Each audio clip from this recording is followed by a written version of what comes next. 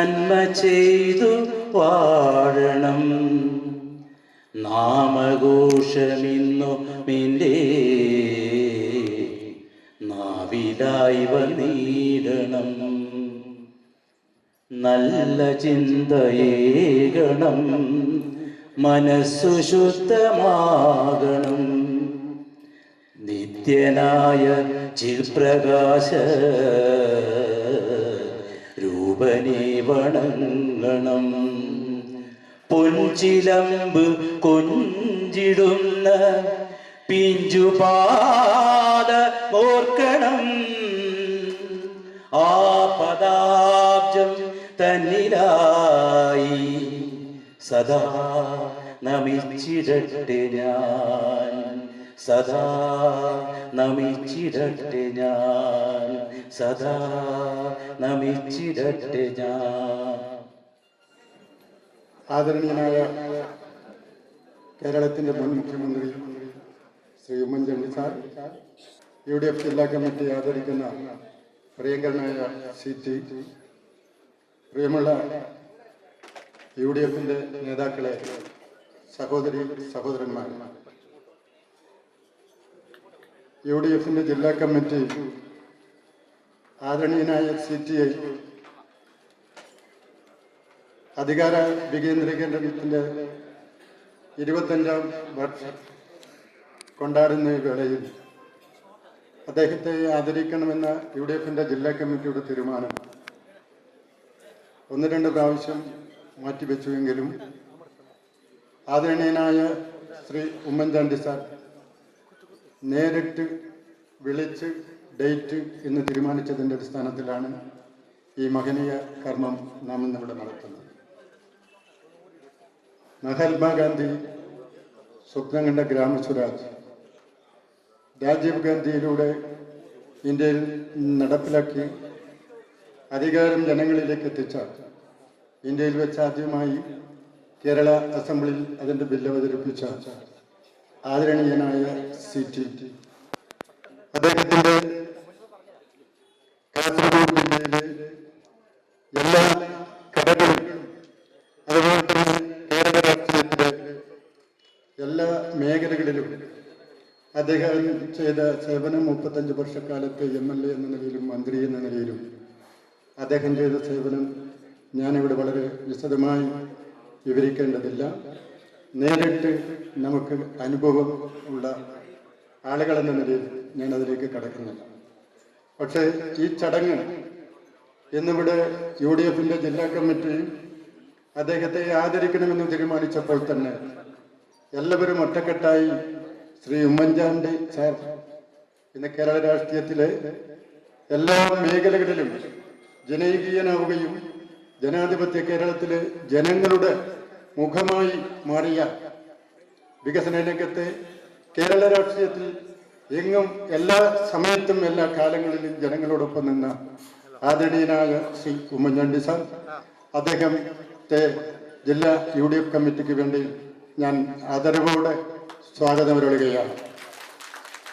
അതുപോലെ തന്നെ ഈ യോഗത്തിൽ അധ്യക്ഷം വഹിക്കുന്നത് ബഹുമാന്യനായ ശ്രീ T.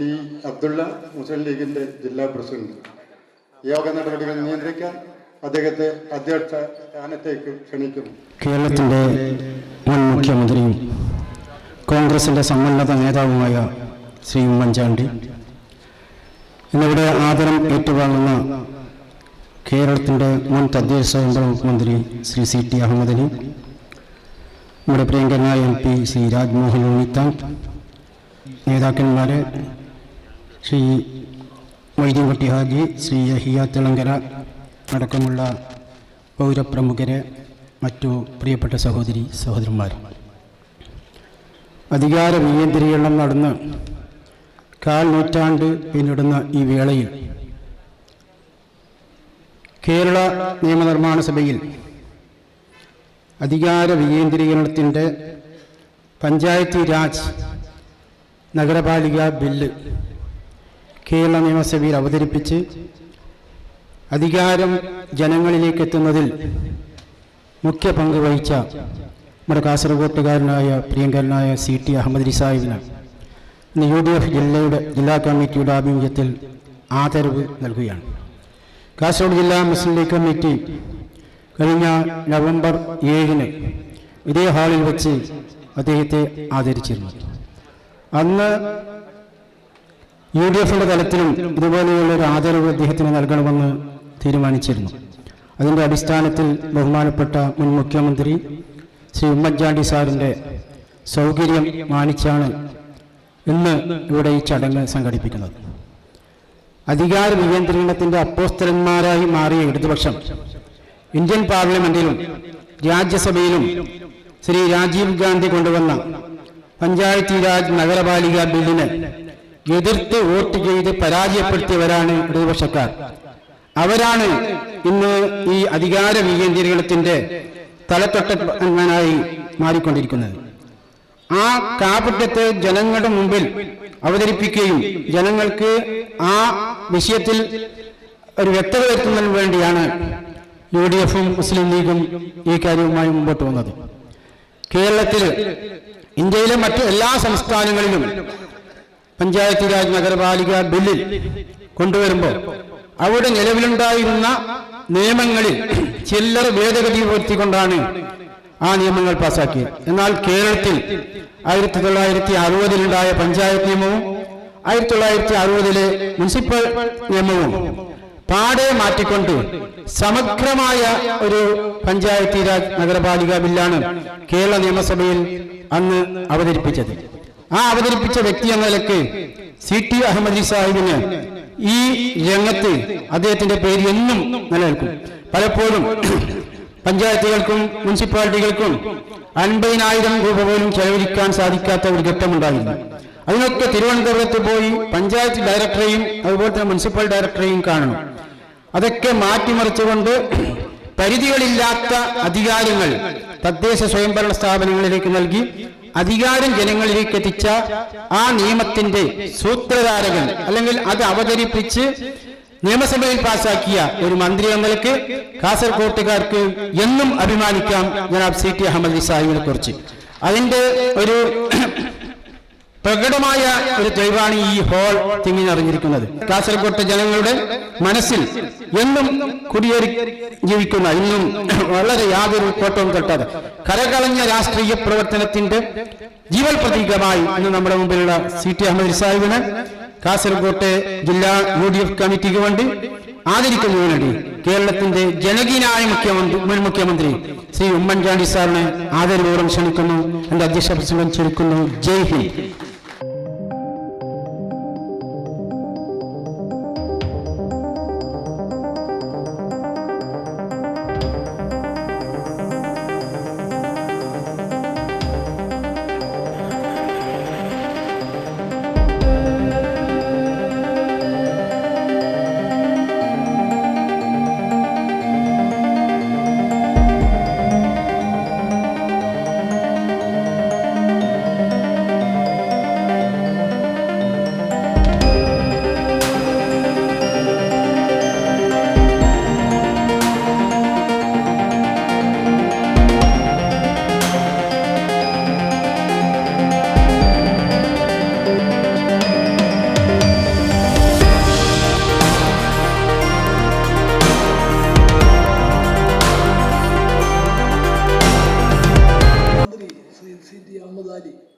UDFിൻ്റെ നേതാക്കളെ, സഹപ്രവർത്തകരെ, സുഹൃത്തുക്കളെ,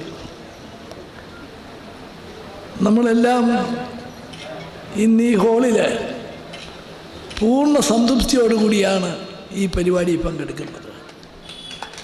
എന്താണെന്ന് ചോദിച്ചാൽ, അർഹിക്കുന്ന ഒരാളിന് അംഗീകാരം നൽകുന്ന, അഭിനന്ദനം നൽകുന്ന ഒരു നല്ല പരിപാടിയിലാണ് നമ്മളെല്ലാം പങ്കെടുക്കുന്നത്.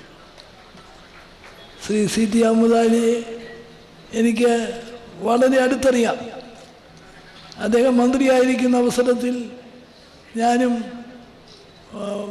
ധനകാര്യമന്ത്രിയായി അദ്ദേഹത്തോടൊപ്പം ഉണ്ടായിരുന്നു. അദ്ദേഹത്തിൻ്റെ പ്രവർത്തനങ്ങളെ വളരെ അടുത്തറിയാൻ എനിക്ക് ധാരാളം അവസരങ്ങൾ കിട്ടിയിട്ടുണ്ട്. ആൾ വളരെ സൗമ്യനാണ്. സംസാരത്തിൽ പോലും ഒരു ശബ്ദം ഉയർത്തി സംസാരിക്കത്തില്ല. പക്ഷേ അതുപോലെയല്ല ചെയ്തികൾ. അദ്ദേഹം മനസ്സ് വെക്കുന്ന കാര്യങ്ങൾ നടപ്പിലാക്കാൻ അദ്ദേഹത്തിന് കഴിവുണ്ട്, കരുത്തുണ്ട്. അദ്ദേഹത്തിൻ്റെ സൗമ്യതയുടെ ആ മേൽവിലാസം നിലനിർത്തി തന്നെ അദ്ദേഹം നേടിയെടുക്കുകയും ചെയ്യും. അദ്ദേഹത്തിൻ്റെ ആ ഒരു കാലഘട്ടത്തിൽ കാസർഗോഡ് ധാരാളം കാര്യങ്ങൾ നടന്നിട്ടുണ്ട്, വികസന കാര്യങ്ങൾ. എന്താ അതിൻ്റെയൊക്കെ പിന്നിൽ സൗമ്യമായ സമ്മർദ്ദം, സൗമ്യതയോട് കൂടിയിട്ടുള്ള സമ്മർദ്ദമാണ് അദ്ദേഹം നാടിൻ്റെ വികസനത്തിന് വേണ്ടി അദ്ദേഹം ചെയ്തിട്ടുള്ളത്. അദ്ദേഹത്തിൻ്റെ ഏറ്റവും പ്രധാനപ്പെട്ട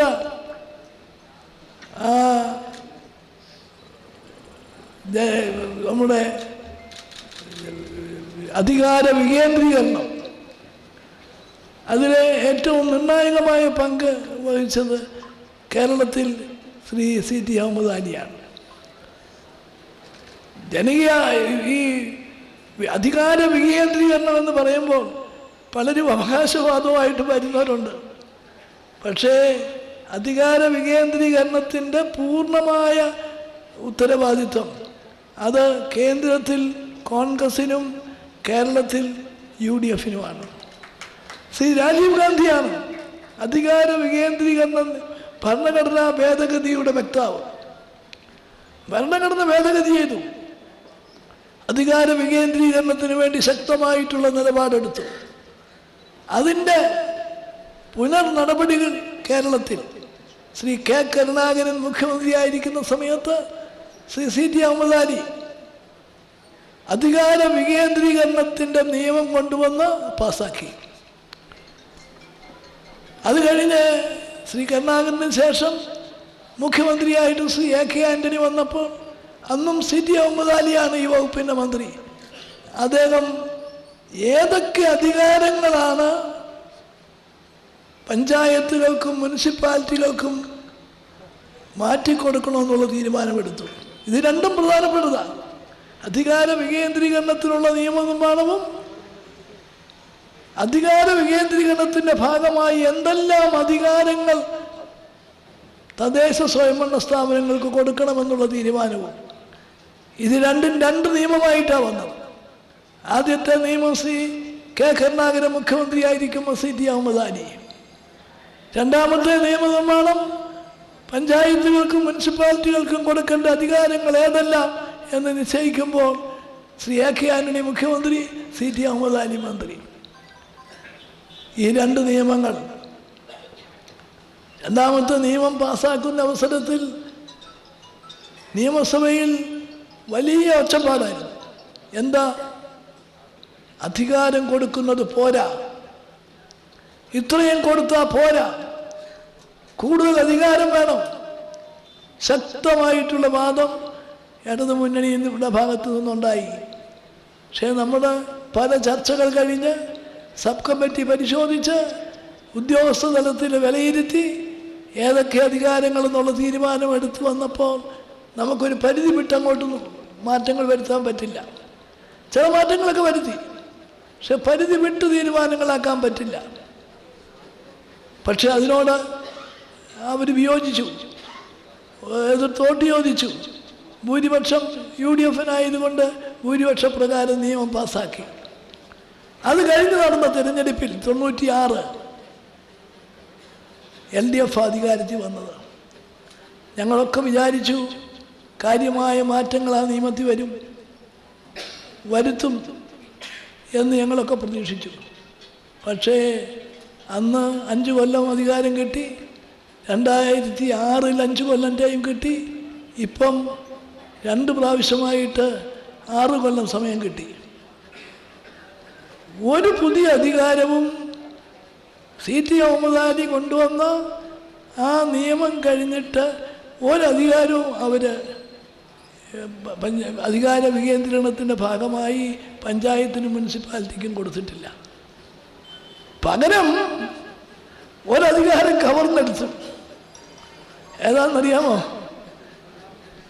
CT അഹമ്മദ് അലി കൊണ്ടുവന്ന നിയമനിർമ്മാണത്തിൽ പഞ്ചായത്തുകൾക്കും മുനിസിപ്പാലിറ്റികൾക്കും അവരുടെ അധികാര പരിധിയിൽ മദ്യഷാപ്പുകൾ വേണമോ വേണ്ടയോ എന്ന് തീരുമാനിക്കാനുള്ള അധികാരം ഇവരെടുത്തു കളഞ്ഞു.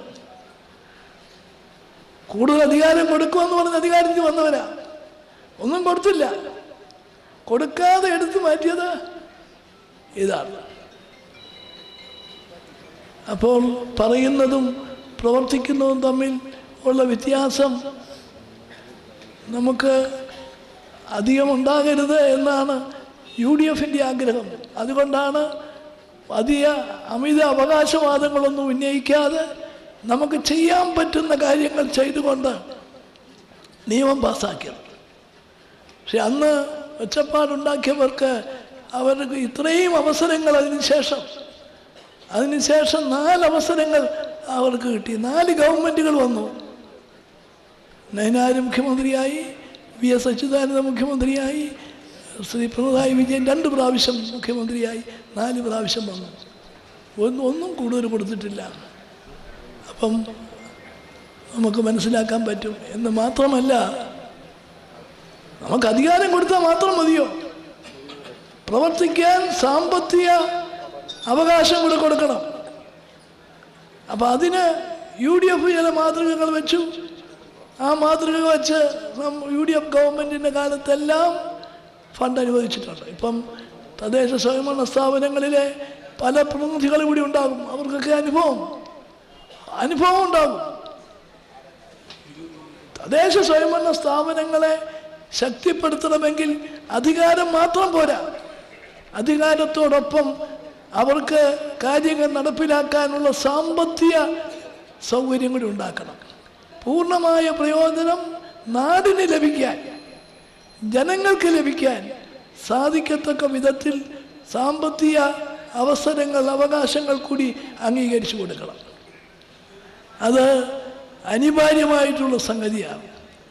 നമ്മുടെ തദ്ദേശ സ്വയംഭരണ സ്ഥാപനങ്ങൾ ജനഹിതമറിഞ്ഞ്, ജനങ്ങളുടെ താല്പര്യമറിഞ്ഞ് പ്രവർത്തിക്കാൻ, പ്രാദേശിക തലത്തിൽ പ്രവർത്തിക്കാൻ അവർക്ക് അധികാരം കൊടുത്തിട്ടുണ്ട്. അതിനുള്ള സാമ്പത്തിക അവസരങ്ങൾ നിർബന്ധമായിട്ടും ഉണ്ടായേ മതിയാകൂ. ഇന്നത്തെ സമീപനം നിശ്ചയമായും അത് പൊളിച്ചെഴുതണം. സാമ്പത്തിക ബുദ്ധിമുട്ട് വന്നാൽ ആദ്യം ഇരകളാകുന്നത് തദ്ദേശ സ്വയംഭരണ സ്ഥാപനങ്ങളാണ്. ആ പാരമ്പര്യം നമുക്കൊരിക്കലും യോജിച്ചതല്ല എന്ന് പറയാൻ ഈ അവസരം വിനിയോഗിക്കുകയാണ്. ഞാൻ അധികം നീട്ടി പ്രസംഗിക്കുന്നില്ല. നേതാക്കളൊക്കെ ഇവിടെ ഉണ്ട്.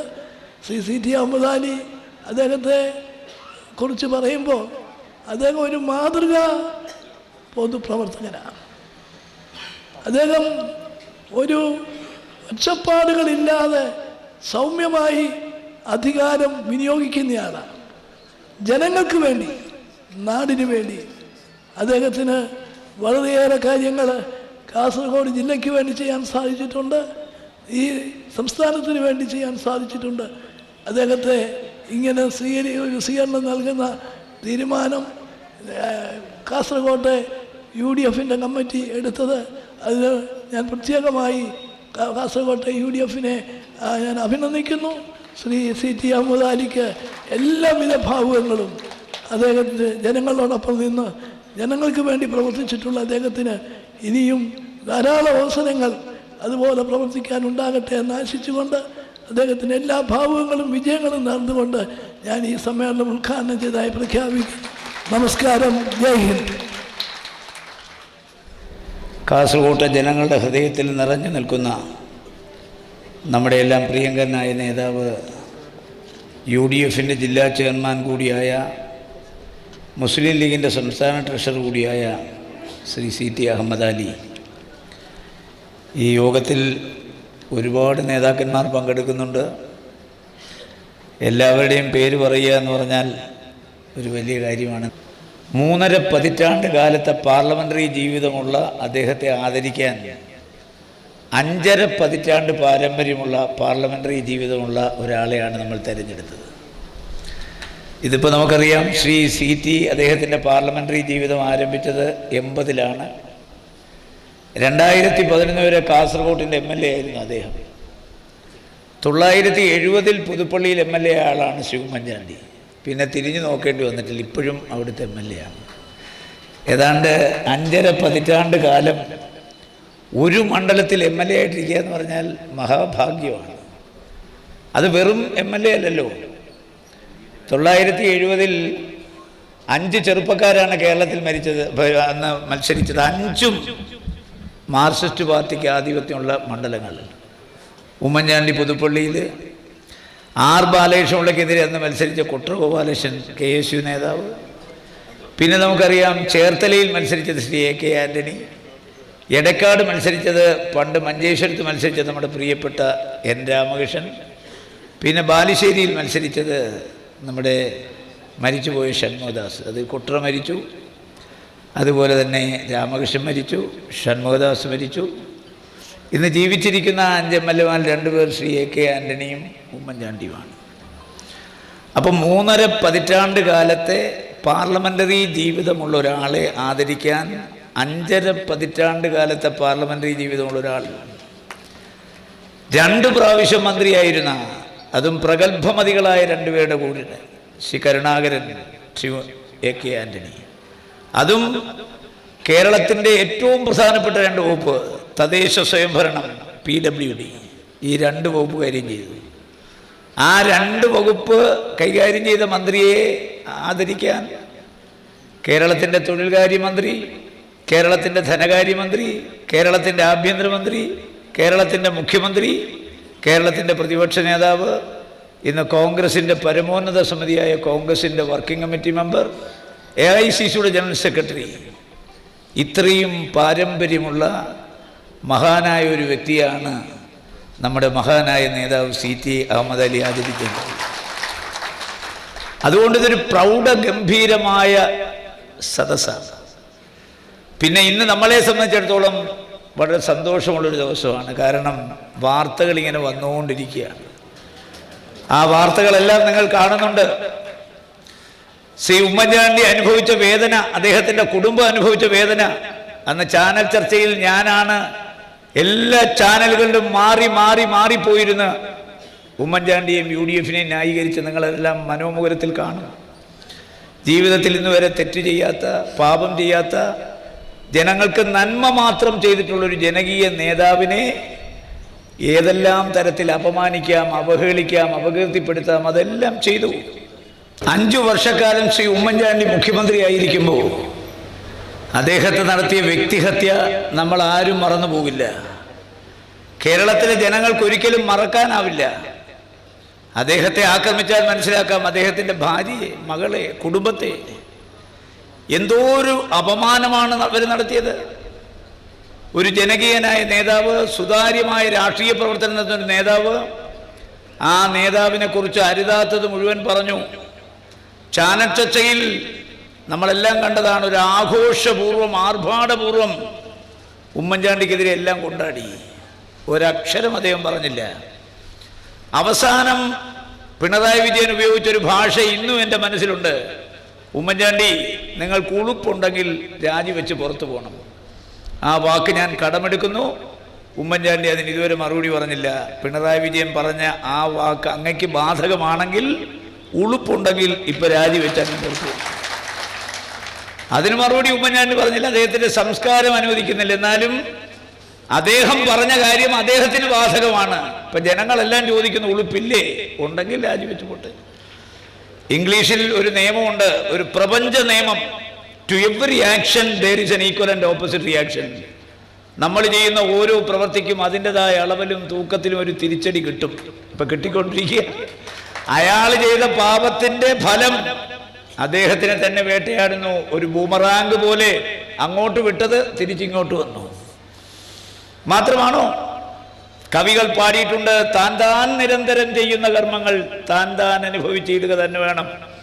ഇപ്പം പെണ്ണ് പറഞ്ഞല്ലോ, മുഖ്യമന്ത്രി മാത്രമല്ല, ഭാര്യയുണ്ട്, മകളുണ്ട്. നമ്മൾ ആരെങ്കിലും പറയിപ്പിച്ചാണോ? അതാണ് to every action there is an equal and opposite reaction. നമ്മളെ സംബന്ധിച്ചിടത്തോളം നമ്മൾ പറയുന്നു, ഇവിടുത്തെ എവിഡൻസ് ആക്ട് അനുസരിച്ച് 164 മൊഴി കൊടുത്താൽ ആ മൊഴിക്ക് വാല്യൂ ഉണ്ട്. കാരണം മൈതാനത്ത് നിന്നല്ല മൊഴി കൊടുത്തത്, ചാനലുകാരോടല്ല മൊഴി കൊടുത്തത്, പത്രക്കാരോടല്ല മൊഴി കൊടുത്തത്. ഒരു മജിസ്ട്രേറ്റിൻ്റെ മുമ്പിൽ പോയി മറ്റാരുടെയും പ്രേരണയില്ലാതെ, സമ്മർദ്ദമില്ലാതെ സ്വമേധയാ കൊടുക്കുന്ന 164 മൊഴി അത് മാറ്റാനാവില്ല, തിരുത്താനാവില്ല. അതിൽ അടിയുറച്ചു നിൽക്കുന്ന ഒരാൾക്ക് മാത്രമേ ആ മൊഴിയുമായി പോകാൻ പറ്റൂ. ആ 164 മൊഴി പുറത്തു വന്നിരിക്കുന്നു. നമ്മൾ കഴിഞ്ഞ കുറേ നാളുകളായി പറഞ്ഞതെല്ലാം സത്യമായിക്കൊണ്ടിരിക്കുന്നു.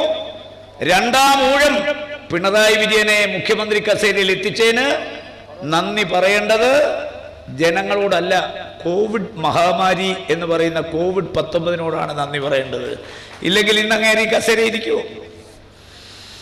എന്തായാലും ഒരു കാര്യം പറയാം, 6666 ആയത്തുള്ള ഖുർആൻ, ആ ഖുർആന്റെ മറവിലും കള്ളക്കടത്തി നടത്തിയത് മാന്യന്മാരുടെ ജീവിച്ചിരിപ്പുണ്ട് നമ്മുടെ രാജ്യത്ത്. 2 ഡിപ്ലോമാറ്റിക് ബാഗേജിലൂടെ സ്വർണ്ണക്കള്ളക്കടത്ത് നടത്തി. ഇപ്പൊ ആ കൊച്ചു പറയുന്നത് ബിരിയാണി ചെമ്പിനകത്തും സ്വർണം കടത്തുന്നതാണ്. എന്തോ ഒരു അപമാനമാണ് മുഖ്യമന്ത്രി നിങ്ങൾക്ക്. കേരളത്തിലെ ജനങ്ങൾ ലജ്ജ കൊണ്ട് തല താഴ്ത്തുന്നു. നിങ്ങൾ ആലോചിച്ച് നോക്ക്. പണ്ട് സീതയെ രാവണൻ കട്ടുകൊണ്ടുപോയി അയോധ്യയിൽ കൊണ്ടുപോയി പൊറിപ്പിച്ചു. അവസാനം സീതയെ വീണ്ടെടുക്കുന്നു ശ്രീരാമൻ. തൻ്റെ ഭാര്യയുടെ പാതിവൃത്യത്തെക്കുറിച്ചോ ചാരിത്രത്തെക്കുറിച്ചോ ശ്രീരാമന് ലെവലേശം സംശയമില്ല. പക്ഷേ രാജാവായ തൻ്റെ ഭാര്യയെ രാവണൻ കട്ടുകൊണ്ടുപോയിട്ട് അയാളുടെ ലാവണത്തിൽ നിന്ന് മടക്കിക്കൊണ്ടുവന്നപ്പോൾ തൻ്റെ രാജ്യത്തിലെ ഒരു പ്രജയ്ക്ക് പോലും തൻ്റെ ഭാര്യയുടെ ചാരിത്രത്തിൽ സംശയം തോന്നാതിരിക്കാൻ സീതയെ അഗ്നിശുദ്ധി വരുത്തി ഭാര്യയായി സ്വീകരിച്ചൊരു രാജ്യമാണ്. അതുകൊണ്ട് കമലയ്ക്കെതിരെ, വീണയ്ക്കെതിരെ, നിങ്ങൾക്കെതിരെ കൊടുത്തിരിക്കുന്ന 164 മൊഴി, അതിൻ്റെ സത്യാവസ്ഥ ജനങ്ങൾക്കറിയാൻ താല്പര്യമുണ്ട്. നിങ്ങൾ കേരളത്തിൻ്റെ മുഖ്യമന്ത്രി കസേര ഇരിക്കുന്നിടത്തോളം സത്യം പുറത്തു വരില്ല. കാരണം നിങ്ങൾ തന്നെ നിങ്ങൾക്കെതിരെ അന്വേഷണം നടത്തിയാലോ, മോട്ടിച്ച കള്ളൻ തന്നെ കള്ളനെതിരെ അന്വേഷണം നടത്തിയാൽ സത്യം പുറത്തു വരൂ. അതുകൊണ്ട് അങ്ങ് ജനാധിപത്യ മൂല്യം ഉൾക്കൊള്ളുന്നെങ്കിൽ രാജിവെക്കണം. കേരളത്തിലെ ഗവൺമെന്റ് ജനങ്ങളുടെ മുമ്പിൽ അപഹാസ്യമായി. ഇനി വേറൊരു മഹാൻ നരേന്ദ്രമോദി. ലോകരാഷ്ട്രങ്ങളുടെ മുമ്പിൽ ഇന്ത്യ തല ഉയർത്തി നിന്നിട്ടേ ഉള്ളൂ. ഇപ്പൊ ഇന്ത്യ തല കുനിക്കേണ്ട ഘട്ടത്തിലേക്ക് ഈ രാജ്യത്തെ കൊണ്ടു ചെത്തിച്ചു അയാൾ. നിങ്ങൾക്കറിയാമല്ലോ, ലോകത്തെ 57 ഇസ്ലാമിക രാജ്യങ്ങൾ, ഓർഗനൈസേഷൻ ഓഫ് ഇസ്ലാമിക് കോപ്പറേഷൻ ഇന്ത്യക്കെതിരെ ശക്തമായി രംഗത്ത് വന്നിരിക്കുന്നു. കളിച്ച് കളിച്ച് കളിച്ച് പ്രവാചകനെ തൊട്ട് കളിക്കാൻ ആരംഭിച്ചിരിക്കുന്നു. അത് പറ്റില്ല. കാരണം ഈ രാജ്യം ഒരു ജനാധിപത്യ രാജ്യമാണ്. ഈ രാജ്യം ഒരു മതേതര രാജ്യമാണ്. ഈ രാജ്യത്തിനൊരു ഭരണഘടനയുണ്ട്. ആ ഭരണഘടന ജനങ്ങൾക്ക് കൊടുക്കുന്ന മൗലികമായ അവകാശങ്ങളുണ്ട്. Article 14, the state shall not deny to any person equality before law or equal protection of the law within the territory of India. ഈ മണ്ണിൽ ജീവിക്കുന്ന 80% വരുന്ന ഹിന്ദുവിന് ഈ രാജ്യത്ത് എന്ത് അവകാശമുണ്ടോ അത് മുസൽമാനുണ്ട്, ക്രിസ്ത്യാനിക്കുണ്ട്, പാർസിക്കുണ്ട്, ബൗദ്ധനുണ്ട്, ജൈനനുണ്ട്, സിഖുകാനുണ്ട്. ആ അവകാശത്തിൽ തൊട്ട് കളിക്കാൻ നരേന്ദ്രമോദി അനുവദിക്കില്ല. Article 25 Indian constitution, right to profess and propagate a religion. ഒരു ജാതിയിൽ വിശ്വസിക്കാൻ, ഒരു മതത്തിൽ വിശ്വസിക്കാൻ, അതിന്റെ ആചാരങ്ങളും അനുഷ്ഠാനങ്ങളുമായി മുന്നോട്ട് പോകാൻ, ആ മതം പ്രചരിപ്പിക്കാൻ ഇന്ത്യൻ ഭരണഘടന ഇന്ത്യക്കാർക്ക് അവകാശം തന്നിട്ടുണ്ട്. അതാരുടെ ഔദാര്യമല്ല, അവകാശമാണ്. ആ അവകാശത്തിൽ തൊട്ടുകളിക്കാൻ ആർക്കുമാവില്ല. റൈറ്റ് ടു ഫുഡ്, ആഹാരം കഴിക്കാനുള്ള അവകാശം. നിങ്ങൾക്ക് ബീഫ് കഴിക്കണോ കഴിക്കാം, നിങ്ങൾക്ക് എന്ത് കഴിക്കണോ നിങ്ങൾ തീരുമാനിക്കുന്നു കഴിക്കാം. റൈറ്റ് ടു ഫുഡ് അത് അവകാശമാണ്. അഭിപ്രായ സ്വാതന്ത്ര്യം ആർട്ടിക്കിൾ 19.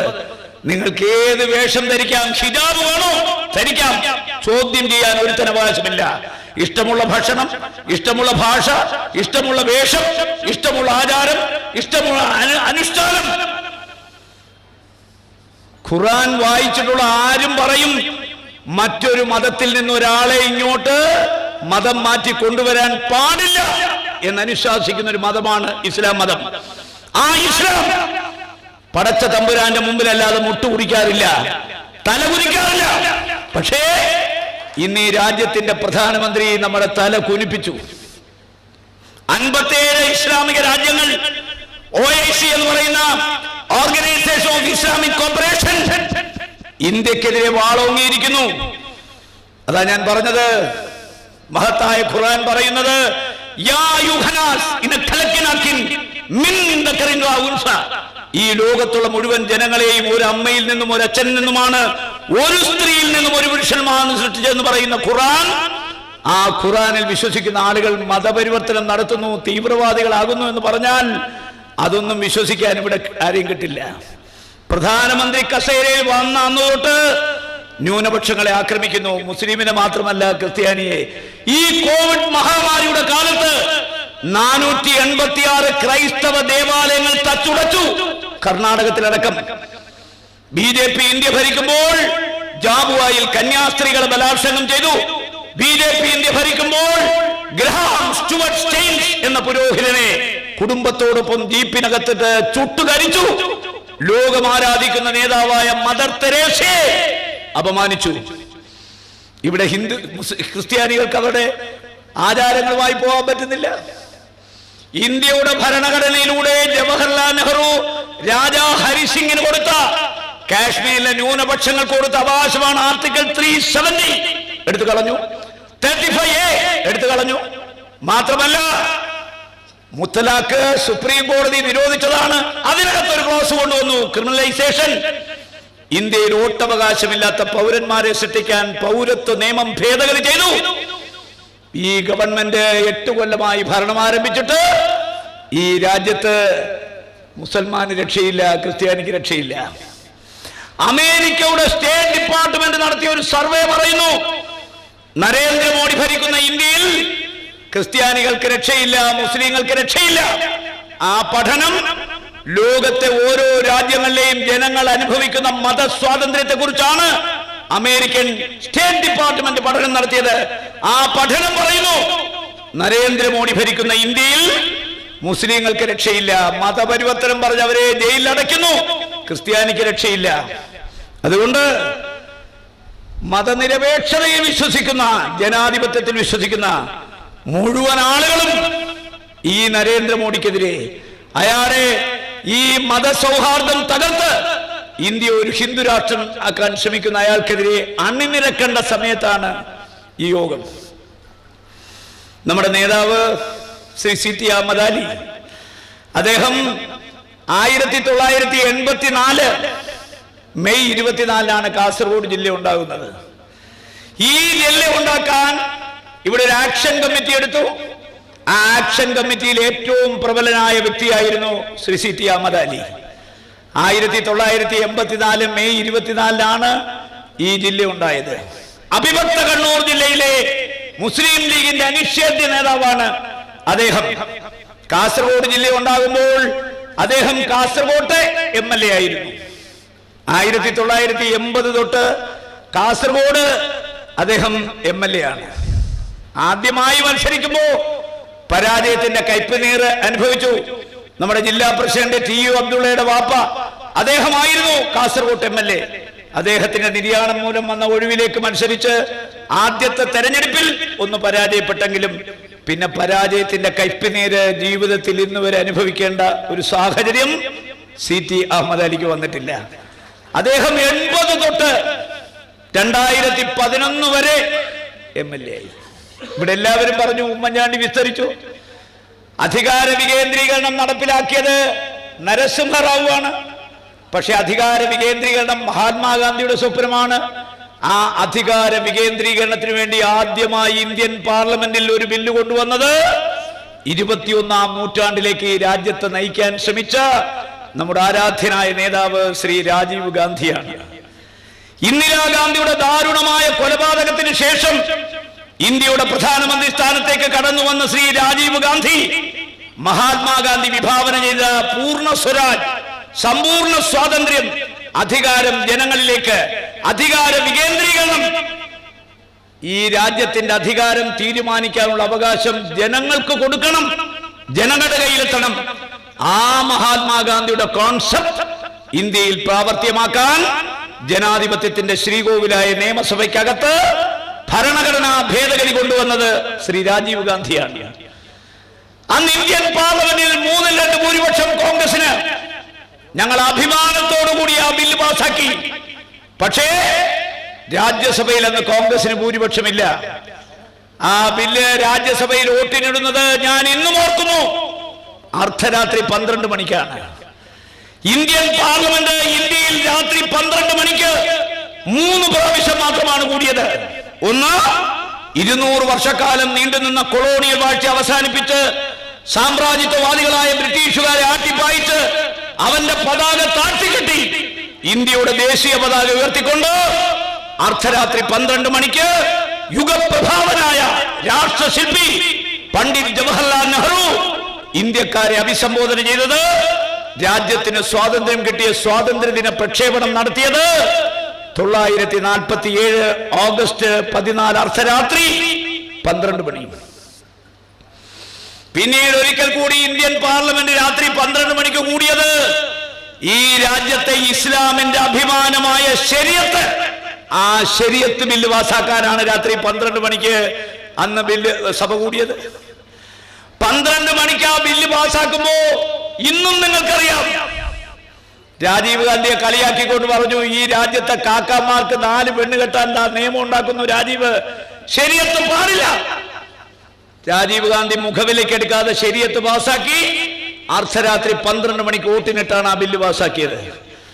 മൂന്നാമതൊരിക്കൽ കൂടി ഈ ബില്ല് വരുന്നത് അർദ്ധരാത്രി 12 മണിക്കാണ്. പട്ടാപ്പകൽ 12 മണിക്ക് പാർലമെന്റിൽ പോകാത്ത മാർക്സിസ്റ്റുകാർ രാത്രി 12 മണിക്ക് ഉറക്കമുളച്ചിരുന്നു.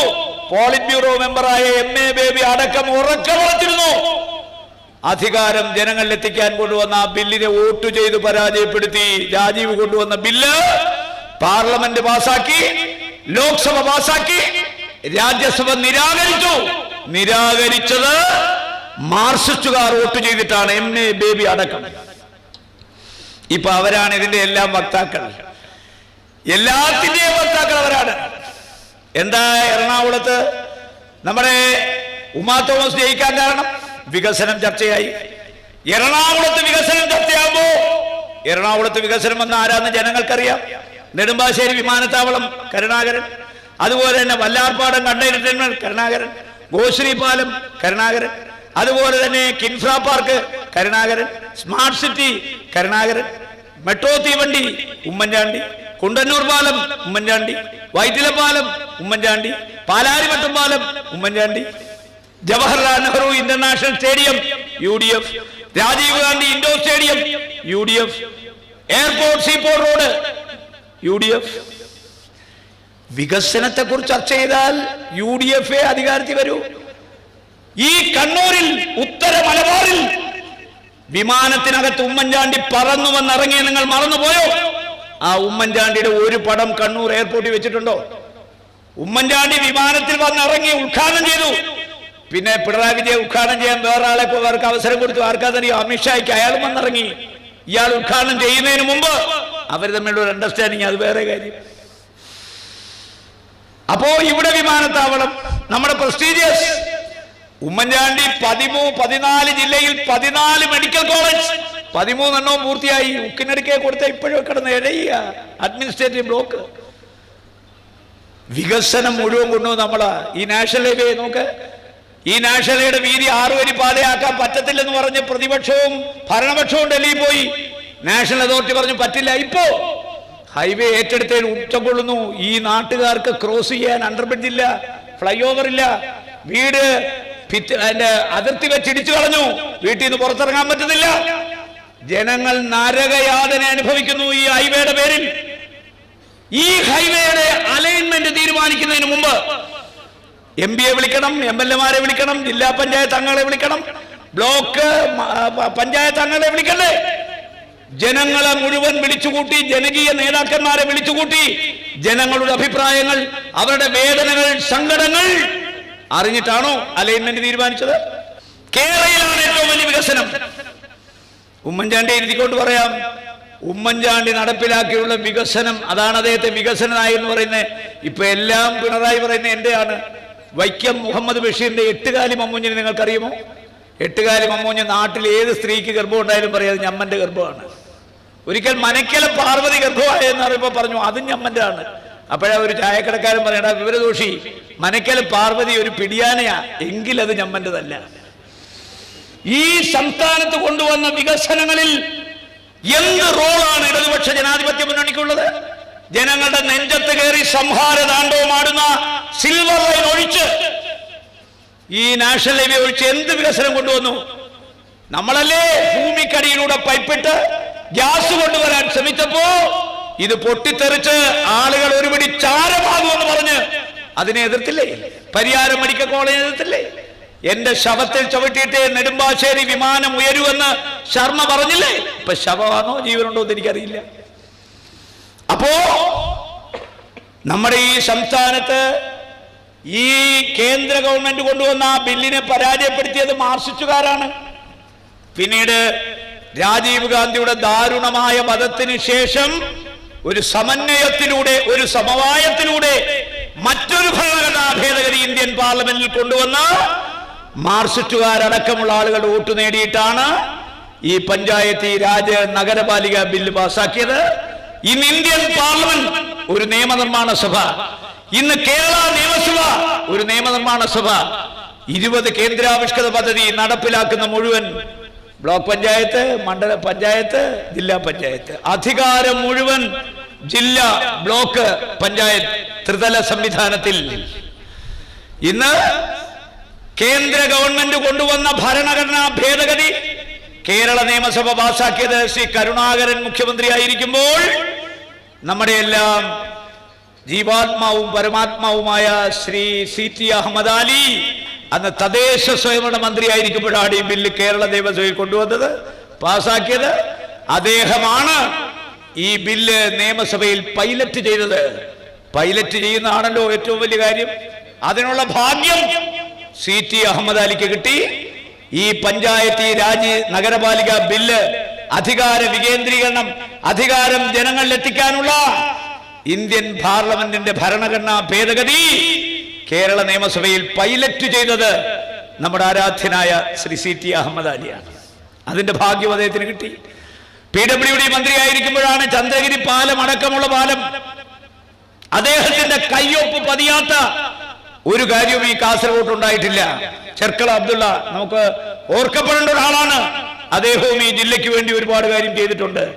അപ്പൊ സ്വാഭാവികമായി ശ്രീ കരുണാകരന്റെ മന്ത്രിസഭയിൽ ഇരുന്ന് അവസാന കാലത്ത് കരുണാകരൻ മാറി ശ്രീ ആന്റണി വന്നപ്പോൾ ശ്രീ ആന്റണിയുടെ ക്യാബിനറ്റിലും മന്ത്രിയായിരുന്നു. അങ്ങനെ മന്ത്രിസഭയിൽ ഇരുന്ന് മന്ത്രിസഭയ്ക്ക് കളങ്കമുണ്ടാകാത്ത, ഗവൺമെന്റിന് കളങ്കമുണ്ടാക്കാത്ത, ഗവൺമെന്റിന്റെ പ്രതിച്ഛായക്ക് കോട്ടം തട്ടുന്ന ഒരു കാര്യവും ചെയ്യാത്ത കേരളത്തിലെ അപൂർവ മന്ത്രിമാരിൽ ഒരാളാണ് CT അഹമ്മദ് അലി. അതുകൊണ്ട് അദ്ദേഹത്തെ എന്നും വാഴ്ത്തപ്പെടും. മാത്രമല്ല നിരവധി കമ്മിറ്റികളെ അദ്ദേഹം നയിച്ചിട്ടുണ്ട്, കമ്മിറ്റി അംഗമായിട്ടിരുന്നിട്ടുണ്ട്. എസ്റ്റിമേറ്റ് കമ്മിറ്റിയുടെ മെമ്പറായിരുന്നു, പബ്ലിക് അക്കൗണ്ട്സ് കമ്മിറ്റിയുടെ മെമ്പറായിരുന്നു, അത് കഴിഞ്ഞ് സെലക്ട് കമ്മിറ്റിയുടെ മെമ്പറായിരുന്നു, അത് കഴിഞ്ഞ് വനിതാ കമ്മിറ്റിയുടെ മെമ്പറായിരുന്നു, അത് കഴിഞ്ഞാൽ അദ്ദേഹം സിഡ്കോ എന്ന് പറയുന്ന പൊതുമേഖലാ സ്ഥാപനത്തിന്റെ ചെയർമാനായിരുന്നു. അതുപോലെ തന്നെ മുസ്ലിം ലീഗിന്റെ നിയമസഭയുടെ ഡെപ്യൂട്ടി ലീഡറായിരുന്നു. അത് കഴിഞ്ഞ് നിങ്ങൾക്കറിയാം അദ്ദേഹം രാഷ്ട്രീയ രംഗത്ത് മാത്രമല്ല സാമൂഹ്യ രംഗത്ത്, സാംസ്കാരിക രംഗത്ത്, വിദ്യാഭ്യാസ രംഗത്ത് സമഗ്രമായ സംഭാവനകൾ കൊടുത്തിട്ടുണ്ട്. ചെമ്മനാട് അദ്ദേഹം നടത്തുന്ന ഒരു ഹയർ സെക്കൻഡറി സ്കൂളുണ്ട്, ആ സ്കൂളിന്റെ മാനേജറാണ് അദ്ദേഹം. അതുകൂടാതെ നമുക്കറിയാം കാരുണ്യ പ്രവർത്തനങ്ങളിൽ അദ്ദേഹം മുൻപന്തിയിലാണ്, ജീവകാരുണ്യ പ്രവർത്തനങ്ങളിൽ അദ്ദേഹം മുൻപന്തിയിലാണ്.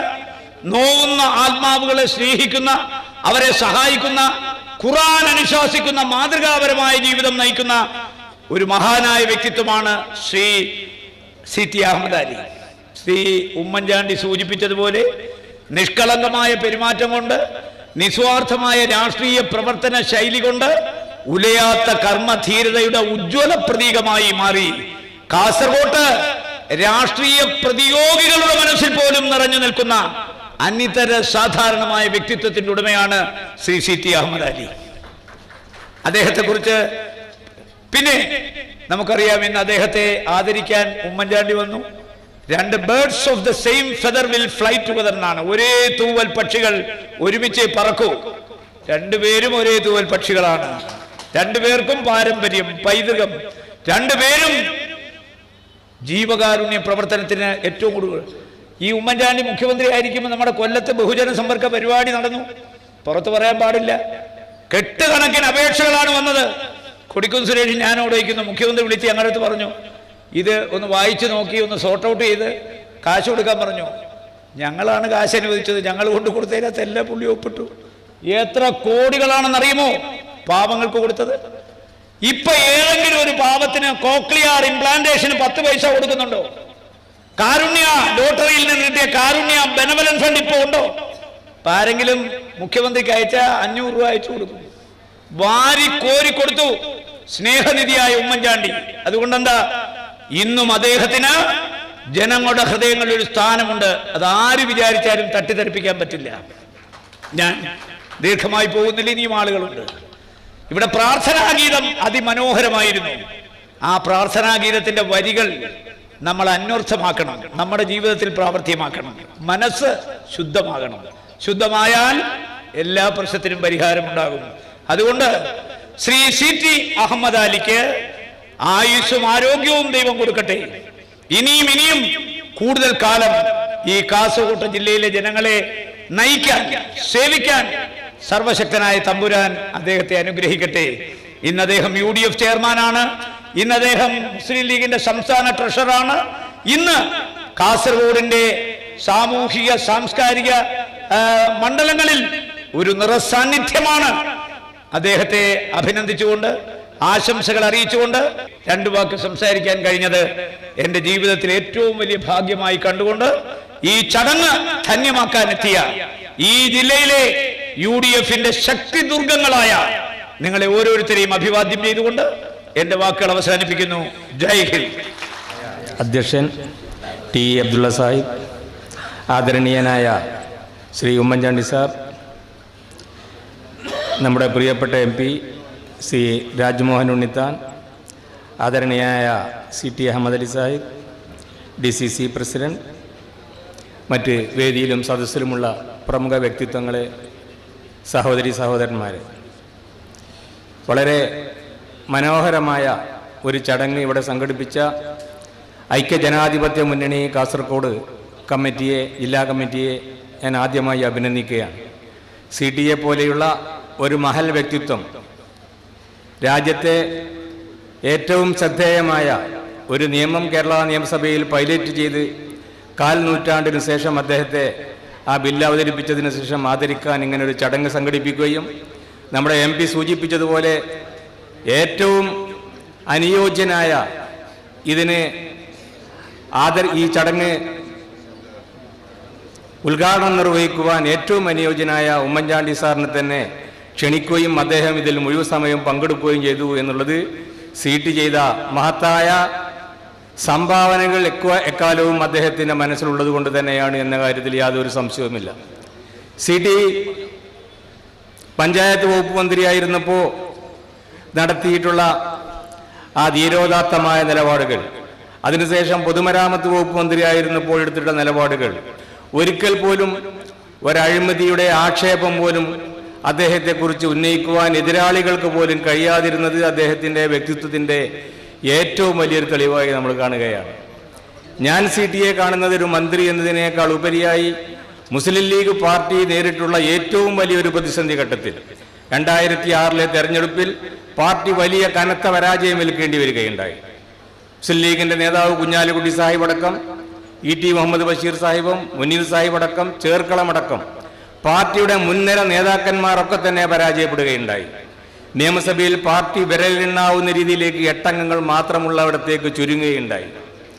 വിനീതനായ ഞാൻ ആദ്യമായി നിയമസഭയിലേക്ക് ചെല്ലുമ്പോൾ പാർട്ടി ഇങ്ങനെയുള്ളൊരു പരാജയത്തിൽ, ആ പരാജയ സന്ദർഭത്തിൽ പാർട്ടിയെ ധീരോദാത്തമായി നേതൃത്വം കൊടുക്കുവാൻ CTയെ പോലെയുള്ള സാധാരണക്കാരനോടൊപ്പം നിന്ന് പ്രവർത്തിച്ചൊരു നേതാവിന് കഴിഞ്ഞു എന്നുള്ളത് നേരിട്ട് മനസ്സിലാക്കാൻ, അതിൽ പങ്കാളിയാകാൻ എനിക്ക് അവസരമുണ്ടായപ്പോഴാണ്.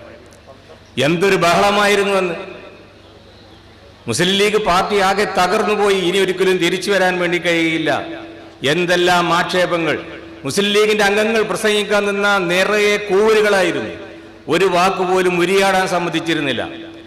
VS അച്യുതാനന്ദന്റെ നേതൃത്വത്തിൽ കോടിയേരി ബാലകൃഷ്ണൻ ഉപനേതാവായിക്കൊണ്ട് മുസ്ലിം ലീഗ് പാർട്ടിയെ ആക്രമിച്ചുകൊണ്ടേയിരുന്ന സന്ദർഭത്തിൽ ഒരു വിട്ടുവീഴ്ചയുമില്ലാതെ മുന്നിൽ നിന്ന് പോരാടുവാൻ CT കാണിച്ചിട്ടുള്ള ആർജവം എക്കാലത്തും ഈ പാർട്ടി സ്മരിക്കപ്പെടും എന്ന കാര്യത്തിൽ എനിക്ക് യാതൊരു സംശയവുമില്ല. എഴുന്നേറ്റ് നിന്നാൽ ബഹളമാണ്. എവിടെ നിങ്ങളുടെ പരാജയം? ആ പരാജയത്തിന് മറുപടി പറയേണ്ട കാര്യം ഒക്കെ തന്നെ ഈ CT പോലെയുള്ള ഒരു സാധാരണക്കാരനോടൊപ്പം നിന്ന ഒരു നേതാവിൻ്റെ ഉത്തരവാദിത്വ ചുമലിലേറ്റ് അദ്ദേഹം മുന്നോട്ട് നീങ്ങുകയുണ്ടായി. ഞങ്ങളെപ്പോലെയുള്ള കന്നി MLA-മാർ സഭയിലേക്ക് വന്നപ്പോൾ ആകെ പതറിപ്പോയി. കാരണം ഇനി എങ്ങനെ മുന്നോട്ട് പോകും? 67-ൽ തകർന്ന കോൺഗ്രസിനെ എങ്ങനെയാണ് ശ്രീ K. കരുണാകരൻ ഒറ്റക്ക് നിന്ന് കേരള നിയമസഭയിൽ നേരിട്ടത്? അതുപോലെ മുസ്ലിം ലീഗ് എന്ന നിയമസഭാ പാർട്ടിയെ ഒറ്റക്ക് തന്നെ നിന്ന് നേരിട്ടുകൊണ്ട് CT നടത്തിയുള്ള ധീരോദാത്തമായ പോരാട്ടം എൻ്റെ മനസ്സിൽ നിന്ന് ഒരിക്കലും മായുകയില്ല എന്ന് പറയാൻ ഞാൻ ഈ സന്ദർഭം ആഗ്രഹിക്കുകയാണ്. ഒരു നിയമസഭാ കക്ഷി നേതാവ് എന്ന നിലയ്ക്ക് CT-യിൽ നിന്ന് ലഭിച്ചിട്ടുള്ള പിന്തുണ ചെറുതല്ല. ഞങ്ങളൊക്കെ തന്നെ പ്രസംഗിക്കാൻ എഴുന്നേറ്റ് നിന്നാൽ അങ്ങേ ഭാഗത്ത് വലിയ ബഹളം. പക്ഷേ CT പറയും നമുക്ക് പോരാടണം, നമ്മൾ വിജയിക്കും, നമുക്ക് മുന്നോട്ട് നീങ്ങണം എന്ന് അദ്ദേഹം ഓരോ പ്രസംഗം നടത്തുമ്പോഴും അതിനു ശേഷവും സൗമ്യമായി അദ്ദേഹം സീറ്റിൽ വന്ന് പറയുമായിരുന്നു. ആ ഊർജത്തിൽ നിന്നുകൊണ്ടാണ് ഞങ്ങൾ പോരാട്ടം നടത്തിയത്. അതിനുശേഷം നടത്തിയ തെരഞ്ഞെടുപ്പിൽ CT മത്സരിച്ചില്ലായിരുന്നെങ്കിലും മുസ്ലിം ലീഗ് പാർട്ടി 20 അംഗങ്ങളുമായി തിരിച്ചു വന്ന് അന്ന് പരാജയപ്പെട്ട മുഴുവൻ നേതാക്കന്മാരും കുഞ്ഞാലിക്കുട്ടി സാഹിബ് അടക്കം മുനീർ സാഹിബ് അടക്കം വിജയിച്ചു വന്ന് വീണ്ടും സഭയിലേക്ക് വന്ന് മുസ്ലിം ലീഗിന് മുമ്പുണ്ടായിരുന്ന പ്രതാപത്തേക്കാൾ വലിയ പ്രതാപമുണ്ടായി 20 അംഗങ്ങളെ തെരഞ്ഞെടുക്കുന്നതിലേക്ക് പാർട്ടിയെ നിയമസഭയിൽ നിന്ന് പോരാട്ടം നടത്തിയ ധീരനായ നേതാവ് എന്ന നിലയ്ക്ക് CT-യെ എക്കാലത്തും സ്മരിക്കും. എനിക്കൊരിക്കലും CT-യെ മറക്കാൻ കഴിയില്ല എന്നുള്ളത് അനുഭവം വെച്ച് ഞാൻ പറയുക. CT പല ആളുകളും വിചാരിച്ച പോലെ അങ്ങനെ പതറിപ്പോകും എന്നല്ലെങ്കിൽ അതെല്ലാം വളരെ വളരെ വളരെ വളരെ മൃദുലനാണ് എന്നൊക്കെ ചില ആളുകൾ പറയെങ്കിലും സൗമ്യഭാവമുണ്ടെങ്കിലും ഉയരേണ്ടടുത്ത് സന്ദർഭത്തിന് ഉയരുവാനുള്ള നേതൃത്വപാഠവും അദ്ദേഹത്തിനുണ്ടായതായി എനിക്ക് നേരിട്ട് കാണാൻ സാധിക്കുകയുണ്ടായി. V.S. അച്യുതാനന്ദനെ പോലെയുള്ള ആളുകൾക്ക് അദ്ദേഹമൊക്കെ തന്നെ പറഞ്ഞിരുന്ന ഭാഷകൾക്ക് തന്നെ അറിയാം. ബഹുമാനപ്പെട്ട ഉണ്ണിത്താൻ പറയുകയുണ്ടായി, ഒരിക്കൽ ഉമ്മൻചാണ്ടി സാർ മുഖ്യമന്ത്രിയായിരുന്നപ്പോൾ V.S. അച്യുതാനന്ദൻ പറയുകയുണ്ടായി, ഈ മുഖ്യമന്ത്രിയോടൊപ്പം നിന്ന് പ്രവർത്തിക്കാൻ ഇടയായതിൽ ഞാൻ അങ്ങേയറ്റം ലജ്ജിക്കുന്നു എന്ന്. ഞാൻ വിചാരിച്ചു ഉമ്മൻചാണ്ടി സാറ് പൊട്ടിത്തെറുക്കുമെന്ന്. ഉമ്മൻചാണ്ടി സാറ് സൗമ്യമായി എഴുന്നേറ്റ് നിന്ന് അദ്ദേഹത്തിൻ്റെ തനതായ ഭാഷയിൽ അദ്ദേഹം പറയുകയുണ്ടായി, പ്രതിപക്ഷ നേതാവ് V.S. അച്യുതാനന്ദനോടൊപ്പം നിന്ന് പ്രവർത്തിക്കാൻ കഴിഞ്ഞത് ഞാൻ എൻ്റെ ഒരു ഭാഗ്യമായി കാണുകയാണ്. ഇനി എനിക്ക് ആരുടെ മുമ്പിൽ നിന്ന് പ്രവർത്തിക്കാൻ യാതൊരു പ്രയാസം ഉണ്ടാവില്ല എന്ന് പറയുണ്ടായി. കാരണം പ്രതിപക്ഷ നേതാവായിട്ടുള്ള V.S.ന്റെ കൂടെ നിന്ന് പ്രവർത്തിച്ചത് എനിക്ക് ജീവിതത്തിൽ ഏറ്റവും വലിയൊരു അനുഭവവും സൗഭാഗ്യവുമാണ് എന്നാണ് തിരിച്ചടിച്ചത്. ഇന്ന് ഉമ്മൻചാണ്ടി സാറ് യഥാർത്ഥത്തിൽ ഉമ്മൻചാണ്ടി സാറിന്റെ സ്ഥാനത്ത് വേറൊരാളായിരുന്നുവെങ്കിൽ ഇപ്പോഴത്തെ പുതിയ വെളിപ്പെടുത്തലിന്റെ അടിസ്ഥാനത്തിൽ പത്രസമ്മേളനം നടത്തി ഉടനെ പ്രതികരിക്കുമായിരുന്നു. അദ്ദേഹം ഇത് കണ്ടതായിട്ടേ ഭവിക്കുന്നില്ല. കാരണം അദ്ദേഹത്തിനെ കുറിച്ചുള്ള ആക്ഷേപങ്ങൾക്ക് മറുപടി പറയാനുള്ള അവസരമാണ്, പക്ഷേ അദ്ദേഹം അത് വിട്ടുകളഞ്ഞിരിക്കുകയാണ്. അങ്ങനെയുള്ളൊരു നേതാവ് സൗമ്യമായി നേതൃത്വം നൽകിയ ധീരോദാത്തമായ ജനാധിപത്യത്തിന്റെ ഏറ്റവും വലിയ മാതൃക എന്ന് പറയാവുന്ന എല്ലാവിധ ഗുണഗണങ്ങളുമുള്ള ഇവിടെ ശ്രീ ഉണ്ണിത്താൻ പറയുകയുണ്ടായി, അദ്ദേഹത്തിന്റെ കൂടെ നിയമസഭയിൽ നിന്ന് പ്രവർത്തിക്കാൻ കഴിഞ്ഞതിന്റെ സൗഭാഗ്യത്തിന്റെ ഗുണങ്ങൾ ഞങ്ങൾ ഇന്നും അനുഭവിച്ചുകൊണ്ടിരിക്കുകയാണ്. മെഡിക്കൽ കോളേജിനെ സംബന്ധിച്ച് പറയുകയുണ്ടായി, മഞ്ചേരിയിൽ ഒരു മെഡിക്കൽ കോളേജ് വേണം, 42 ലക്ഷം ജനങ്ങളുള്ള ഒരു ജില്ലക്ക് അർഹതപ്പെട്ട ഒരു മെഡിക്കൽ കോളേജ് വേണമെന്ന് പറഞ്ഞപ്പോൾ അദ്ദേഹം അത് ഏറ്റെടുക്കുകയും അത് ആ നിയമസഭയിൽ കൊണ്ടുവന്ന് പാസ്സാക്കുകയും ബജറ്റ് അംഗീകരിക്കുകയും അതിനുശേഷം അതിൻ്റെ ഉദ്ഘാടനം നിർവഹിക്കുകയും മലപ്പുറം ജില്ല പോലെ ഏറ്റവും പിന്നോക്കം നിൽക്കുന്ന ഒരു ജില്ലയിൽ നിന്ന് ഇന്നിപ്പോൾ 600ഓളം വരുന്ന ഡോക്ടർമാർ പുറത്തു പോവുകയുണ്ടായി.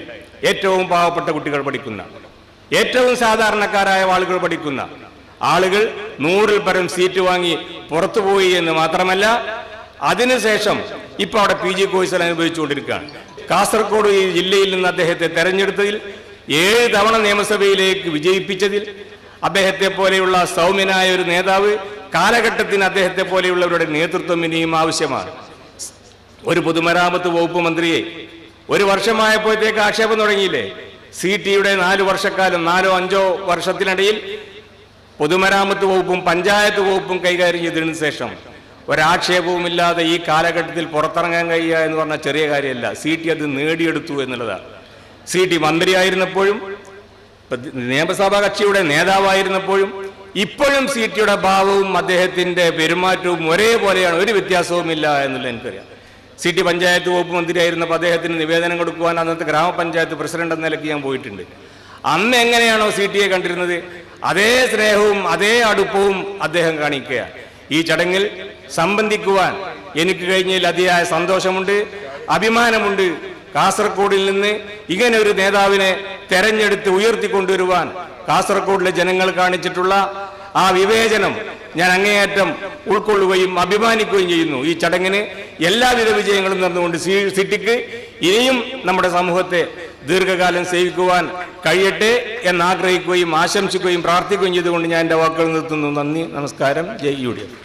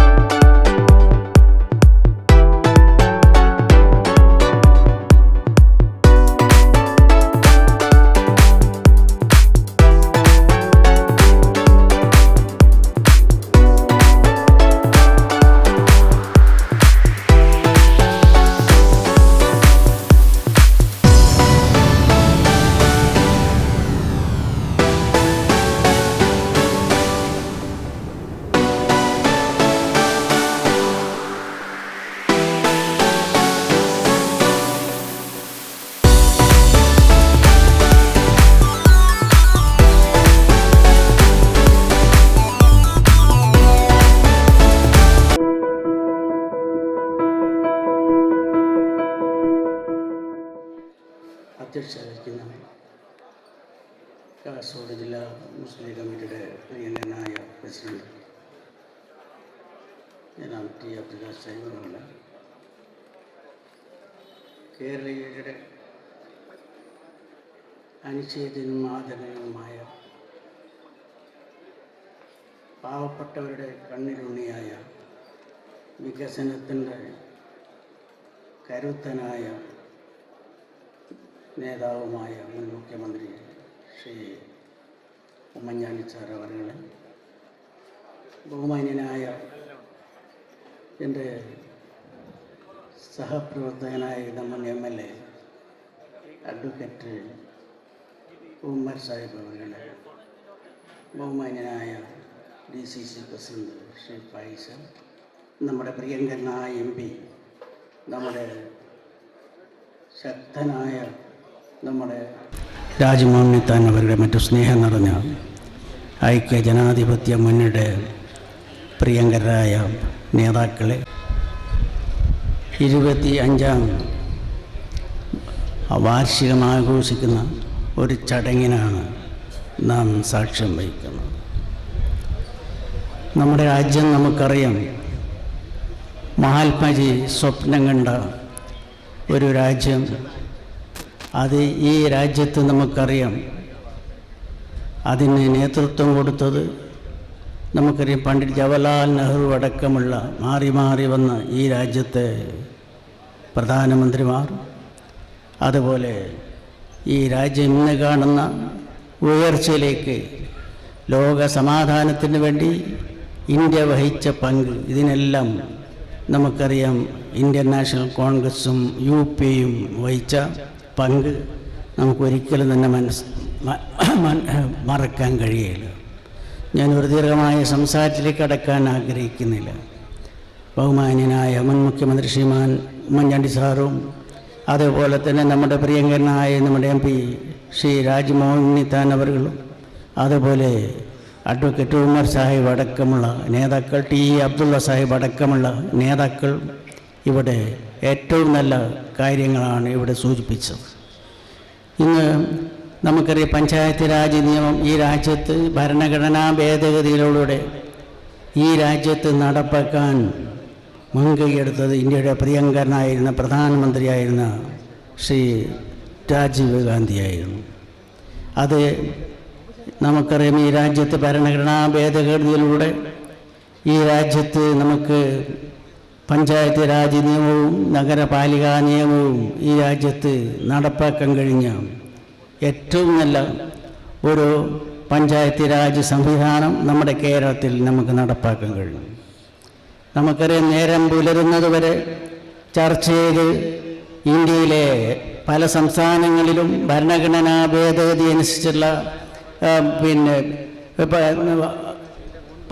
പഞ്ചായത്ത് രാജ് നഗരപാലിക നിയമമായിരുന്നു നടപ്പാക്കിയിരുന്നത്.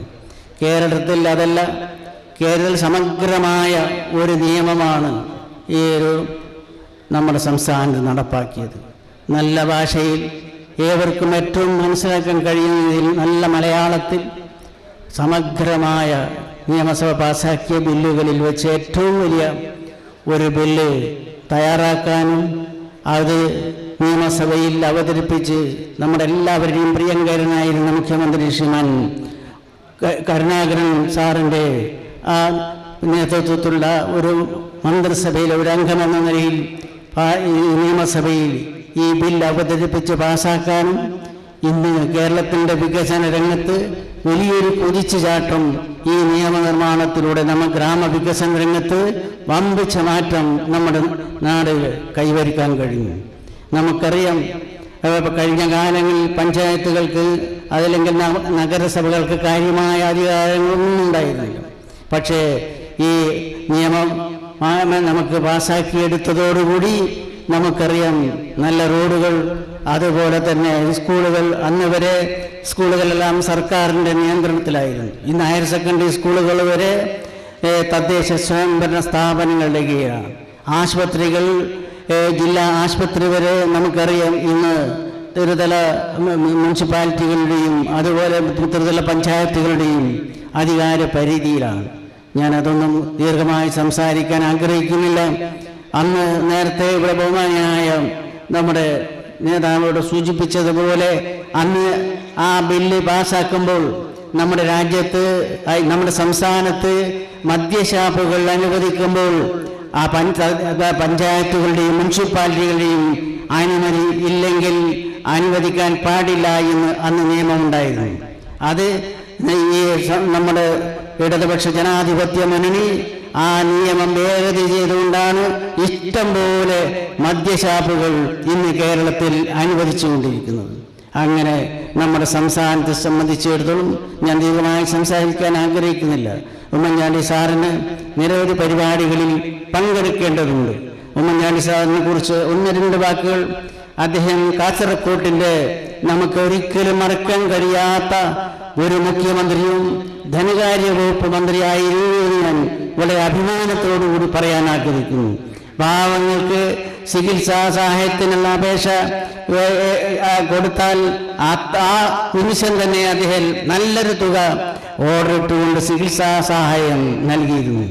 അതുപോലെ തന്നെ നമുക്കറിയാം കാസർഗോഡ് ജില്ല അനുവദിക്കുന്നതിന് വേണ്ടി നാം 1980 ആദ്യമായി തന്നെ കേരള നിയമസഭയിലേക്ക് തിരഞ്ഞെടുക്കപ്പെടുന്നത്. അപ്പോൾ ഒരു കാര്യം ഞാൻ മനസ്സിലാക്കി, കാസർഗോഡിൻ്റെ പിന്നോക്കാവസ്ഥ മാറ്റിയെടുക്കണമെങ്കിൽ ഒരു ജില്ല ഉണ്ടായാൽ മാത്രമേ അത് മാറ്റിയെടുക്കാൻ കഴിയൂ എന്ന് മനസ്സിലാക്കുകയും അതിനു വേണ്ടി ഒരു ആക്ഷൻ കമ്മിറ്റി രൂപീകരിച്ചുകൊണ്ട് ജില്ലയ്ക്ക് വേണ്ടിയുള്ള പോരാട്ടം നിയമസഭയ്ക്ക് അകത്തും ആക്ഷൻ കമ്മിറ്റിയിലൂടെയും നടത്തുകയും അങ്ങനെ 1984 ഈ കാസർഗോഡ് ജില്ല നമുക്ക് അന്നത്തെ മുഖ്യമന്ത്രി ശ്രീമാൻ കരുണാകരൻ സാറും അതുപോലെ തന്നെ CH മുഹമ്മദ് സാഹിബ് അടക്കമുള്ള ഉമ്മൻചാണ്ടി സാർ അടക്കമുള്ള മന്ത്രിമാരുടെ ആ ആത്മാർത്ഥമായ സാഹിബ് അടക്കമുള്ള മന്ത്രിമാരുടെ ആത്മാർത്ഥമായ സഹായം കൊണ്ട് ഈ കാസർഗോഡ് ജില്ല നേടിയെടുക്കാൻ കഴിഞ്ഞു. ഇന്ന് കാസർഗോഡ് ജില്ല നേടിയെടുത്തതിന് ശേഷം കാസർഗോഡ് ജില്ലയിലുണ്ടായ വികസനം, അതുപോലെ തന്നെ ഏറ്റവും വലിയൊരു കുതിച്ചുചാട്ടം ഈ കാസർഗോഡ് ജില്ലയിൽ നമുക്ക് നേടിയെടുക്കാൻ കഴിഞ്ഞു. അന്ന് കാസർഗോഡ് ജില്ല ഇവിടെ നിലവിൽ വരുമ്പോൾ നമുക്കറിയാം, കാസർഗോഡ് ജില്ലയ്ക്ക് ജില്ലാതല ഓഫീസുകളൊന്നും ഉണ്ടായിരുന്നില്ല.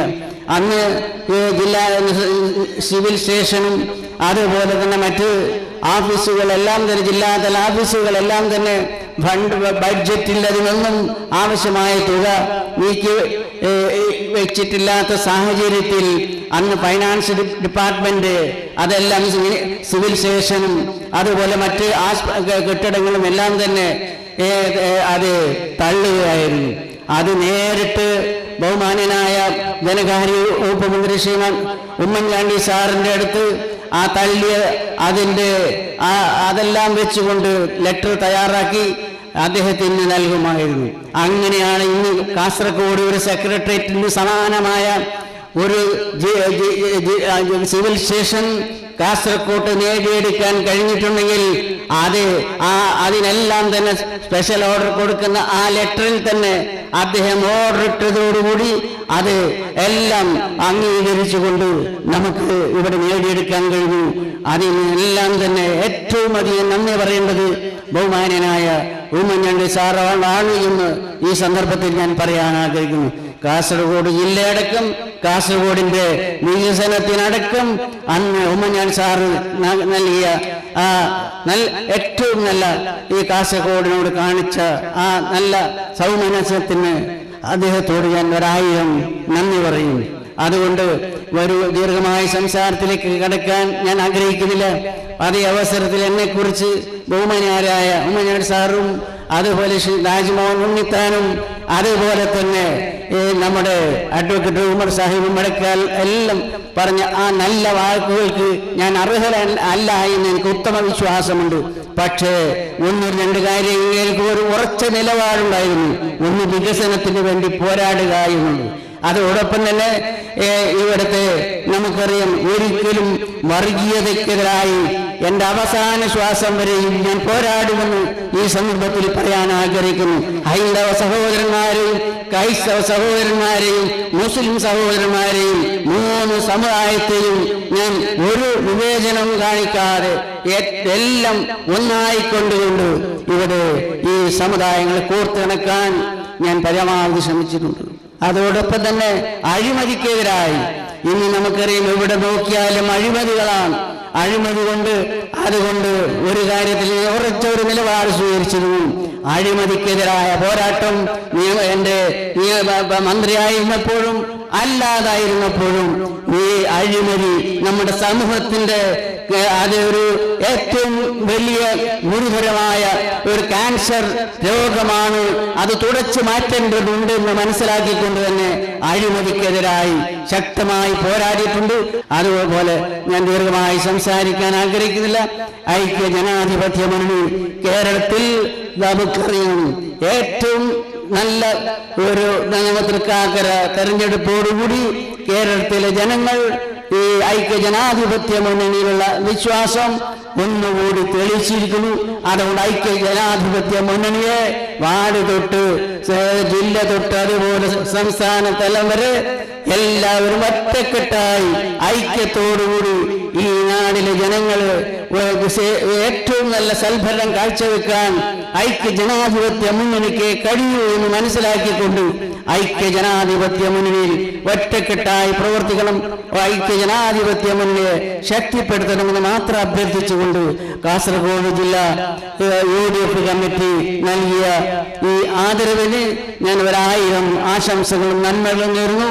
എല്ലാവരുടെയും നിങ്ങളെ ഈ നല്ല ഈ ദിനത്തിൽ എല്ലാവരുടെയും അകമഴിഞ്ഞ സഹകരണത്തിനും സഹായത്തിനും ഞാൻ നന്ദി പറയുന്നു. അതുപോലെ തന്നെ എൻ്റെ രാഷ്ട്രീയ ജീവിതത്തിലേക്ക് കടന്നു വരുമ്പോൾ എന്നെ കൈപിടിച്ചുയർത്തിയത് ഈ നിലയിലേക്ക് എത്തിച്ചത് എൻ്റെ വന്യനായ നേതാവായിരുന്ന TA ഇബ്രാഹിം സാഹിബായിരുന്നു. അദ്ദേഹം എൻ്റെ മുൻഗാമിയായി MLA ആയിരുന്നു. അദ്ദേഹത്തെ എൻ്റെ ജീവിതത്തിൽ ഒരിക്കലും തന്നെ മറക്കാൻ കഴിയില്ല. അദ്ദേഹം ആണ് എന്നെ ഈ നിലയിലേക്ക് എത്തിച്ചത്. അതുപോലെ അദ്ദേഹത്തിന്റെ പ്രിയപ്പെട്ട മകൻ ജില്ലാ മുസ്ലിം ലീഗിന്റെ പ്രസിഡന്റ് T അബ്ദുള്ള സാഹിബ്, അദ്ദേഹം ദീർഘകാലം കാസർഗോഡ് നഗരസഭയുടെ ചെയർമാനായിരുന്നു. നിരവധി അവാർഡുകൾ അന്ന് നഗരസഭയ്ക്ക് നേടിയെടുക്കാൻ കഴിഞ്ഞിട്ടുണ്ട്.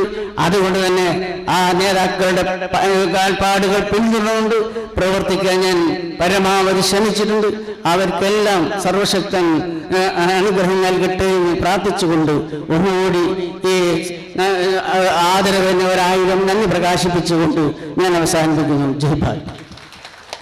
വേദിയിലും സദസ്സിലുമുള്ള UDFന്റെ നേതാക്കളെ, സുഹൃത്തുക്കളെ, ഏറെ ആദരിക്കപ്പെടുന്ന ഒരു വ്യക്തിത്വത്തെ ഇവിടെ ആദരിച്ച് അദ്ദേഹത്തിന് അർഹിക്കുന്ന ഒരു ബഹുമാനം കൊടുത്തൊരു സദസ്സാണ്. ഈ സദസ്സിലേക്ക് ഇവിടെ എത്തിയിരിക്കുന്ന എല്ലാവർക്കും നന്ദി പറയുകയാണ്. പ്രത്യേകിച്ചും ഈ യോഗം ഉദ്ഘാടനം ചെയ്ത ബഹുമാനപ്പെട്ട നമ്മുടെ എല്ലാവരുടെയും സ്നേഹാദരവോട് ബഹുമാനപ്പെട്ട ശ്രീ ഉമ്മൻചാണ്ടി സാറിനെ ഞാൻ നന്ദി പറയുന്നു. അതുപോലെ തന്നെ ഇവിടെ എത്തിയിരിക്കുന്ന എല്ലാ ഒറ്റവാക്കിൽ നന്ദി പറഞ്ഞുകൊണ്ട് ഞാൻ നിർത്തുന്നു. നന്ദി.